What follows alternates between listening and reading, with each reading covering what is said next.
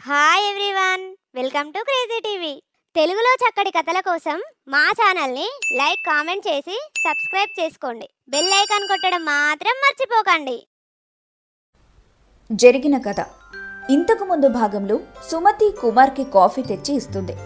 అది తాగిన కుమార్ కాఫీ అద్భుతంగా ఉందని సుమతిని పొగడటంతో పార్వతమ్మ, సుమతి ఇద్దరూ కలిసి కుమార్ని ఇద్దర్లో ఎవరి కాఫీ బాగుంటుందని చెప్పమంటూ ఆట పట్టిస్తారు.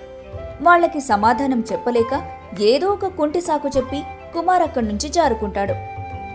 ఆ తర్వాత సుమతి మధ్యాహ్నం భోజనంలోకి చాలా రకాల వంటలు సిద్ధం చేసి డైనింగ్ టేబుల్ దగ్గర పెట్టి అత్తయ్య పార్వతమ్మకు మరియు తన భర్త కుమార్కి ప్రేమగా వడ్డిస్తూ ఉంటుంది. అవన్నీ చూసిన పార్వతమ్మ ఆశ్చర్యపోతూ తన భర్తతో హోటల్ పెట్టించే ఆలోచన ఏమైనా ఉందా అని సుమతిని ఆట పట్టిస్తుంది. ఆ తర్వాత సుమతిని కూడా వారితో పాటు కూర్చుని భోజనం చేయమని చెబుతుంది. అలా అందరూ భోజనం చేసి హాల్లో కూర్చుని మాట్లాడుతూ ఉండగా పార్వతమ్మ తమ ఊరి రామాలయానికి వెళ్లి అక్కడ పురోహితుణ్ణి తీసుకుని రమ్మని కుమార్కి చెప్పి పంపిస్తుంది. కుమార్ పార్వతమ్మ చెప్పినట్టుగానే ఆ ఊరి రామాలయానికి వెళ్లి పురోహితుణ్ణి తీసుకుని ఇంటికొస్తాడు. అప్పుడు పార్వతమ్మ పురోహితునితో తన కొడుకు కోడలికి పెళ్లి జరిపించడానికి మంచి ముహూర్తం పెట్టమని అతన్ని అడుగుతుంది. అతను పెళ్లికి మంచి రోజు చూసి పార్వతమ్మకు తెలియచేసి లగ్నపత్రిక రామాలయంలో స్వామివారి పాదాల దగ్గర పెట్టి పూజ చేసి తీసుకొచ్చి పార్వతమ్మకిస్తాడు. పార్వతమ్మ ఎంతో ఆడంబరంగా ఊర్లో వాళ్లందరినీ, తమ బంధుమిత్రులందరినీ పిలిచి చాలా గొప్పగా పెళ్లి ఏర్పాట్లు చేస్తుంది. ప్రస్తుతం తన ఇంటి ముందరే పెద్ద పందిరి వేసి పెళ్లి ఏర్పాట్లు కూడా చాలా ఘనంగా చేస్తుంది. పెళ్లిపీటలపై నూతన వధూవరులైన కుమార్, సుమతిలు ఇద్దరూ పక్కపక్కన కూర్చొని ఉంటారు. పురోహితులు మంత్రాలు చదువుతూ ఉంటాడు. పార్వతమ్మ వచ్చిన అతిథులందరినీ పలకరిస్తూ అటూ ఇటూ తిరుగుతూ హడావిడి చేస్తూ ఉంటుంది. అప్పుడు పురోహితుడు పార్వతమ్మను పిలిచి తనతో ఇలా అంటాడు. అమ్మా, ముహూర్తం సమీపిస్తుంది. మరి అమ్మాయి తల్లిదండ్రులు ఎక్కడున్నారో తొందరగా రమ్మని చెప్పండి. కన్యాదానం చేయాలి. పంతులు గారు, నా కోడలికి ఇక నుంచి తల్లైనా తండ్రైనా అన్నీ నేనే, కాబట్టి ఆ తంతు నేనే చేస్తాను. అయ్యో అమ్మా, అలా కుదరదు కదా అమ్మా. మీరు కన్యాదానాన్ని స్వీకరించే వాళ్ళు కాబట్టి ఇంకా ఎవరైనా ఉంటే చూడండి అమ్మా. అవతల ముహూర్తం దాటిపోతుంది. పురోహితుడు అలా అనటంతో ఏం చెయ్యాలో అర్థం కాక ఆలోచనలో పడిపోతుంది పార్వతమ్మ.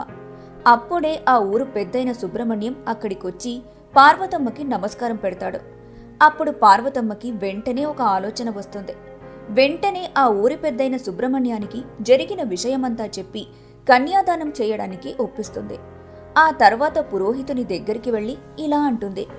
అయ్యా పంతులు గారు, మన ఊరి ప్రెసిడెంట్ గారి ఈ కన్యాదానం చేస్తారు. ఇంకా మీకేమన్నా అభ్యంతరాలున్నాయా? అమ్మా, ఆయనంతటి పెద్దవాళ్లే ఒప్పుకున్నప్పుడు ఎదవది నాదేముంది? బేషుగ్గా జరిపిస్తాను. అయ్యా, మీరు వచ్చి ఇలా కూర్చోండి అంటూ పంతులు మంత్రాలు చదవటం మొదలు పెడతాడు. ఇక తాళి కట్టే సమయం రానే వస్తుంది. కుమార్ పంతులు చేతిలో నుంచి మంగళసూత్రాన్ని తీసుకుని సుమతికి కట్టబోతూ ఉండగా ఒక మధ్య వయసు గల వ్యక్తి అక్కడికొచ్చి ఇలా అంటాడు. ఆపండి, ఈ పెళ్లి జరగడానికి వీల్లేదు అని గట్టిగా అరవటంతో అందరూ ఆశ్చర్యపోతారు. అప్పుడు పెళ్లిపీటల మీదున్న వధూవరులు ఇద్దరూ లేచి నిల్చొని అతని వైపు చూస్తారు. పార్వతమ్మ కూడా అతని వైపు చూస్తుంది. అప్పుడు పెళ్లి కూతురు సుమతి ఇలా అంటుంది. నాన్నా, మీరేంటిక్కడా? ఏంటి, ఈయన మీ నాన్న? అన్నయ్య, నువ్వేంటిక్కడా? అంటే సుమతి నీ కూతురా? అంటే అమ్మా, ఈయన నీకు ముందే తెలుసా? అసలు ఏం జరుగుతుంది ఇక్కడ? సుమతి, ఈ వ్యక్తి మీ నాన్న? అవునండి, ఈయనే మా నాన్నగారు. పేరు ఈశ్వర్రావు. అమ్మా, మరి ఈయన నీకెలా తెలుసు? చెబుతాను బాబు. దీని గురించి నీకు తెలియాలంటే ముందు నువ్వు పుట్టక ముందు ఏం జరిగిందో తెలియాలి.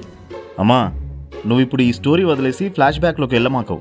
మొదలే మన యానిమేటర్స్కి ఓపిక, తీరిక రెండు తక్కువే.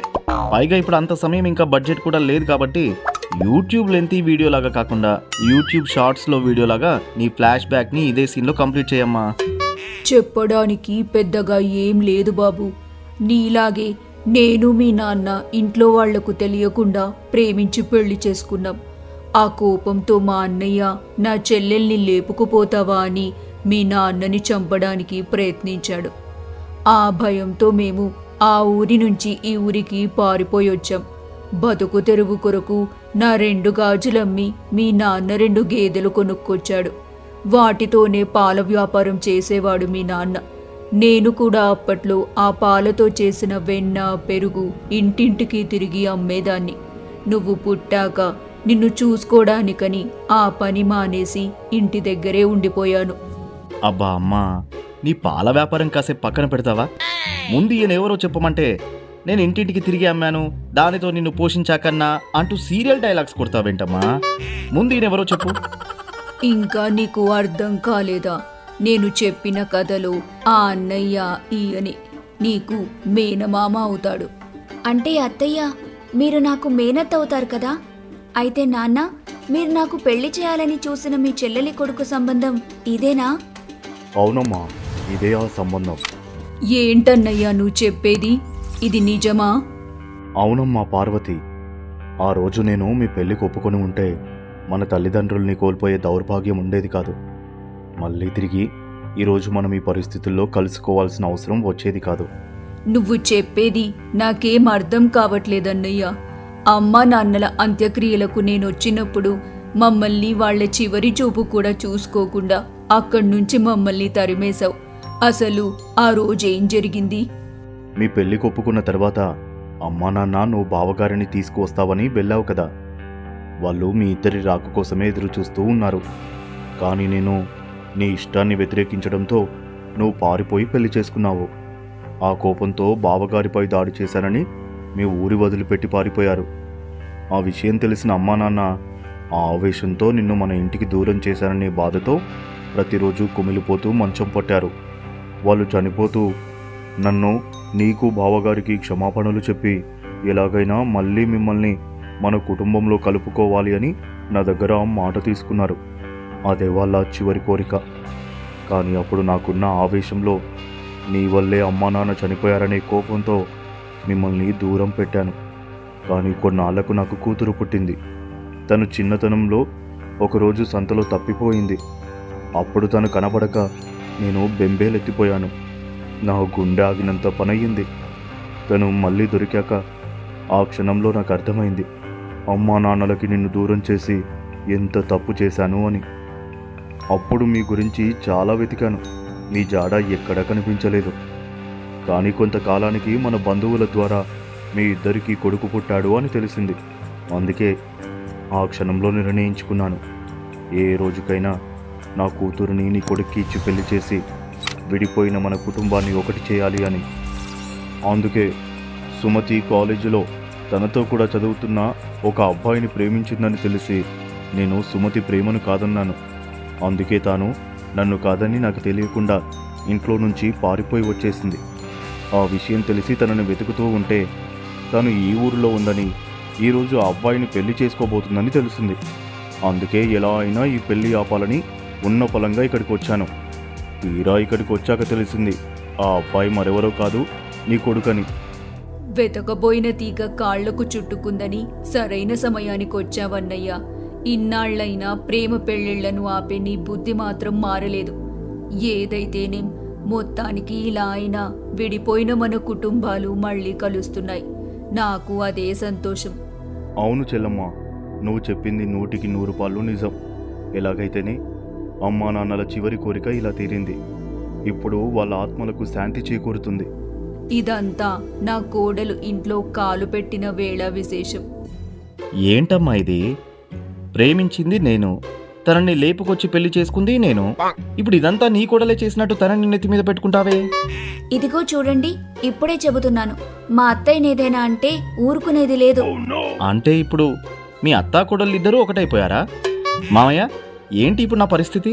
నన్ను క్షమించల్లుడు, ఇందులో ఇన్వాల్వ్ చేయకు. ఈ మ్యాటర్లో మన పాస్ట్ ఎక్స్పీరియన్స్ చాలా బ్యాడు. నా మాట విని సైలెంట్గా వాళ్ళని ఫాలో అయిపో అంతే. ఏమండి, అవతల ముహూర్తం దాటిపోతుంది. ఇప్పటికైనా మీరు నా మెడలో తాళి కడతారా, లేదంటే నన్నే మీ మెడలో కట్టమంటారా? మీరేమంటారు నాన్న? అంతేగా అంతేగా. ఏంటమ్మా నాకు ఈ బంపర్ ఆఫర్? నా కోడలా మజాగా అని పార్వతమ్మ అనగానే అక్కడున్న వాళ్ళందరూ పగలబడి నవ్వుతారు. ఆ తర్వాత కుమార్ సుమతి మెడలో తాళి కడతాడు. పార్వతమ్మ ఈశ్వర్రావులిద్దరూ వాళ్లకు అక్షింతలు చల్లి ఆశీర్వదిస్తారు. అలా విడిపోయిన వాళ్ళిద్దరి కుటుంబాలు మళ్లీ కలుసుకుంటాయి. అప్పట్నుంచి అందరూ కలిసిమెలిసి ఎంతో సంతోషంగా జీవనాన్ని కొనసాగిస్తారు. దీంతో ఈ సీజన్ సమాప్తం. ఈ కథకి సీజన్ 2 కావాలంటే ఈ సీజన్కి కనీసం 10,000 లైకులు వచ్చేలా చూడండి. అప్పుడు తొందరలోనే సీజన్ 2 మేము ముందుకు తీసుకుని వస్తా. అంతవరకు క్షేమంగా ఆరోగ్యంగా ఉండండి. ఎప్పుడూ నవ్వుతూనే ఉండండి. చూస్తూనే ఉండండి క్రేజీ టీవీ.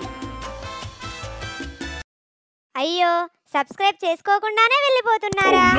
కొంచెం ఆగి సబ్స్క్రైబ్ చేసుకోండి ప్లీజ్. మరో కొత్త కథతో మీ ముందుకు మళ్ళీ వస్తాం. బాయ్.